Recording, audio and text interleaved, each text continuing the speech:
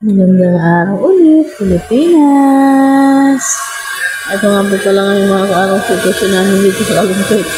Second wave ng baha, Diyos ko po. Yung ulan ay hindi pa rin tumitigil. Maya pa rin napakalakas ng mga ulan. Kaya pasensya na po kayo. Kaya maingay na naman ang voice over ko nun kasi nga napakalakas ng ulan. Yan din minsan dahilan kaya nga hindi ako nakakapag voice over minsan kasi gabi wala nga ako upload kasi nga yung ulan nga napakalakas. Hindi ako makapag ng maayos. Kasi nga tingnan mo yung kulay ng tubig ngayon mga kaanak. Kulay bundok. Ganyan talaga yung mga kulay ng baha Hindi katulad yung pag high tide lang, malinaw pa yung tubig. Yan mga halatang galing na yun doon sa matataas na lugar mga kaanak. Kasi ngayon, magluluto nga tayo ng papaya. Wala nga tayong ulam kasi wala nga namang nagtinda ng ulam. Kasi nga napakataas ang tubig. Wala namang makakapamili. Kasi babalat na ako ng papaya. Hinati ko nga lang yun kasi nga mga kaanak, hindi naman namin nauubos. Mga anak ko hindi naman kumakain niya ng papaya. Lalagyan lang natin yan ng isang sardinas mga kaanak Kanya yung panganay ko, sabi ko muna din sa bahay at napakaano nga ng tubig. Baka mamaya bigla nga lumaki. Kaya kailangan kabayanan mo. Yung mga gamit nakababa pa lahat. Kasi taas nga lang kami na rin ng taas lang namin sa mga upuan yung ibang gamit.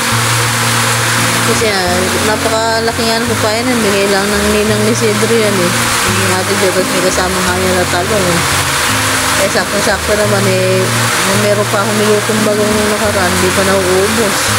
Kaya si Cedro nga pinahawakan ko muna sa mga kuya niya kasi nga hindi siya pwedeng ibaba. Wala off ng ulan.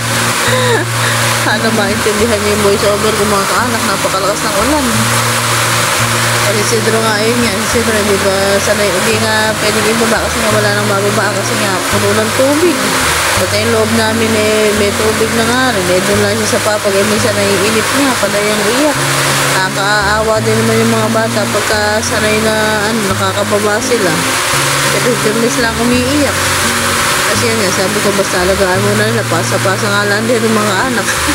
Kasi kakain na nga kami, nakaluto na nga ako dyan. Ang ulam nga namin yung sardinas papaya na ginisa tapos lagyan sardinas saka yung pritong talong na may bagoong yan lang naman talaga yung mga masarap na ulam pagbaha mga kaanak.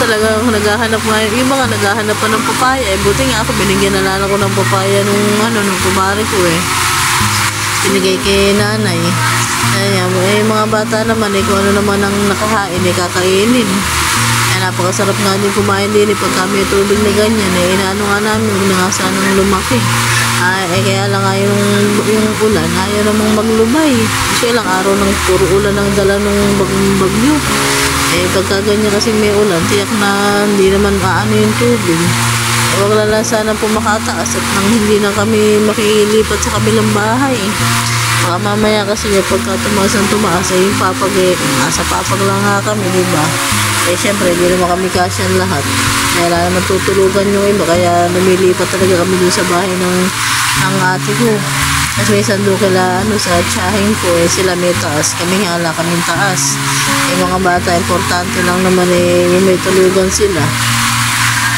sana nga pag hindi naman tumaas hindi naman kami lilipat kasi nga meron naman kami tutulugan papag ano ko lang baka mamaya tumaas wala silang tulugan kasi hawak-hawak ka si Cedro niya kasi nga papakainin malakas na kumain yung bata niya yun naman yung ulan sa labas napakalakas ganyan na nga tapos hihinto lang siya ng konti tapos mamaya uulan na naman ewan ko ba kung sabi nga may bago na naman daw bagyo na paparating Diyos ko sana naman tunawin na ni Lord kasi mga bata nga stuck na naman sila sa bahay mga kaanak kasi nga wala namang pasok buti nga kami pagka gano'n maliit lang naman ng tubig hindi naman pinapatay ang kuryente kaya nakakapag-ganos pa rin sila nakakapanood ng TV nakakapaglibang-libang mga kaanak Diyos ko buti nga hindi sila nagsisiligo ngayon sa baha walang naliligong bata ngayon sa baha mga kaanak himala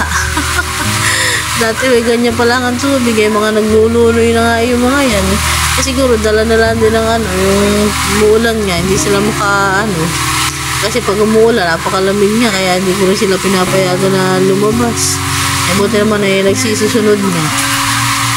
Kasi yan, tapos na nga kami, tumas na sila kumain din, mga anak.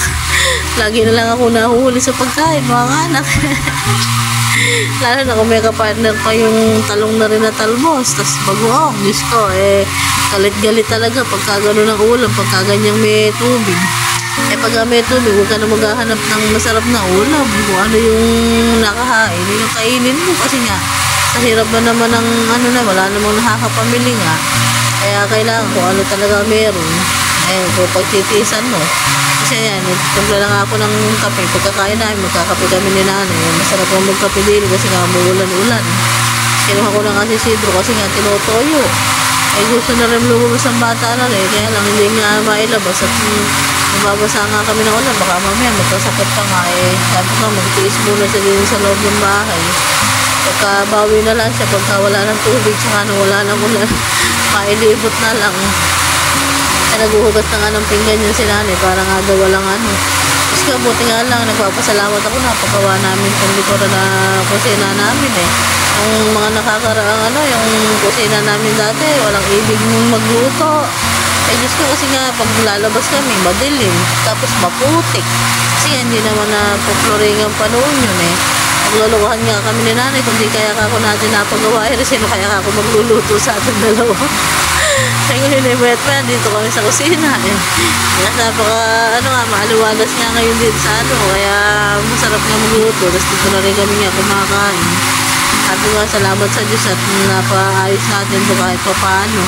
Kaya nga lang, ito nga lang, yung mga yero nga lang, tumutulo pa kasi yung mga lumang yero lang din naman ang inilagay na amin dito tsaka na lang ako mapaayos pagka nagkaroon ulit ng sobra.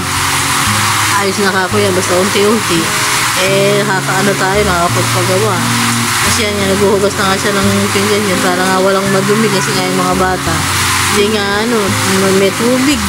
Yung bota nga kasi namin kayang-kaya naman sana yung bota dito, kaya lang yung bota nga namin nabasa.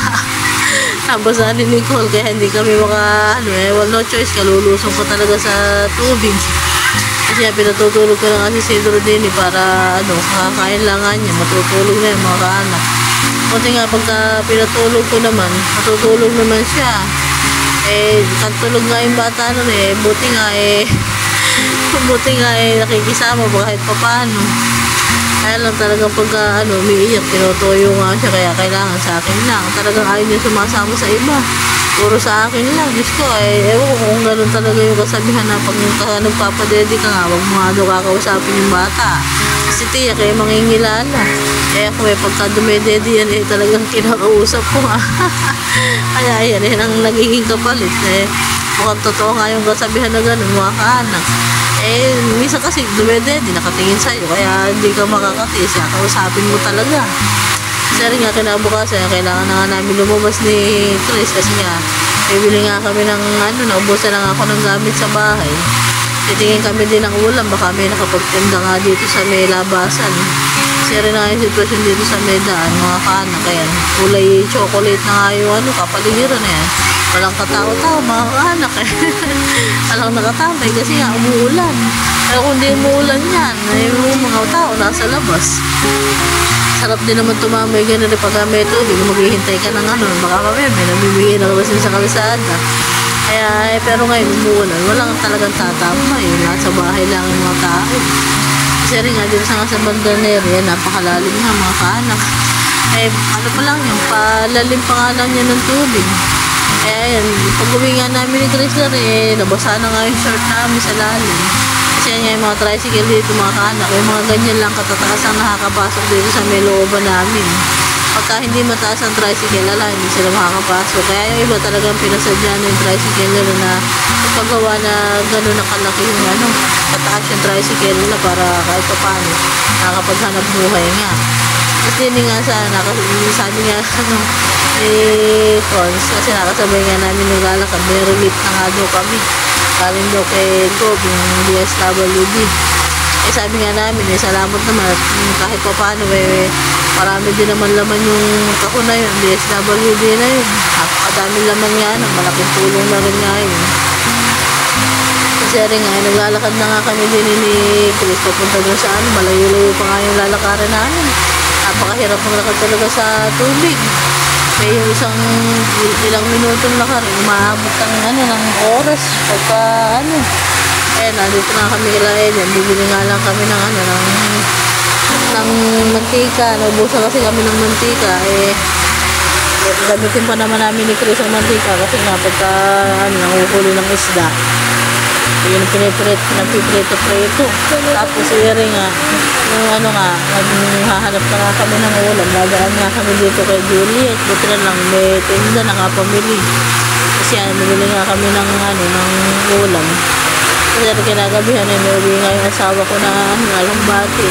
Alugbati ba? Alukbati. Kasi yun nga, pinagisa nga niya sa sardinas. Hindi nga kami kumakain niya nila. Hindi nga kami kumakain ng alukbati. Dito nga ako nakakatikim yan mga kaanak At yun lang muna mga kaanak. Bye-bye!